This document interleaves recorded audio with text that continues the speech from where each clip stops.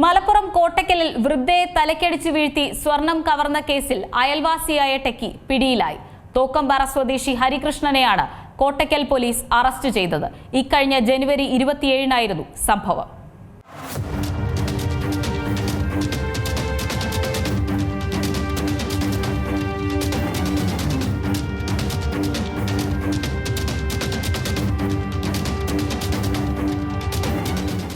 കോട്ടക്കൽ തോക്കമ്പാറയിൽ വൃദ്ധയെ വീട്ടിൽ അതിക്രമിച്ചു കയറി ആക്രമിച്ച് കീഴടക്കി സ്വർണം കവർന്ന കേസിലെ പ്രതിയെ കണ്ട് നാട്ടുകാർ അമ്പരന്നു.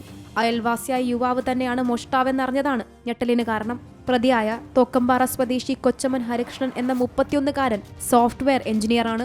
ഇക്കഴിഞ്ഞ ജനുവരി 27-നാണ് കേസിനാസ്പദമായ സംഭവം. തോക്കമ്പാറ സ്വദേശിയായ രുക്മിണിയമ്മ എന്ന 70-കാരിയാണ് അക്രമത്തിനിരയായത്. വീട്ടിൽ ഒറ്റയ്ക്കായിരുന്ന രുക്മിണിയമ്മയെ ഹരികൃഷ്ണൻ വീട്ടിൽ അതിക്രമിച്ചു കയറി തലക്കടിച്ച് വീഴ്ത്തി സ്വർണം കവരുകയായിരുന്നു. പിന്നാലെ കവർച്ച ചെയ്ത സ്വർണം കോട്ടക്കലിൽ തന്നെയുള്ള 2 സ്ഥാപനങ്ങളിലായി പണയം വച്ചു. തുടർന്ന് നടത്തിയ അന്വേഷണത്തിൽ ഹരികൃഷ്ണനെ കോട്ടക്കൽ പോലീസ് അറസ്റ്റ് ചെയ്യുകയായിരുന്നു. പണയം വച്ച സ്വർണം പോലീസ് കണ്ടെടുത്തിട്ടുണ്ട്. കോടതിയിൽ ഹാജരാക്കിയ പ്രതിയെ 14 ദിവസത്തേക്ക് റിമാൻഡ് ചെയ്യുകയും ചെയ്തു. C Malayalam news, Malappuram.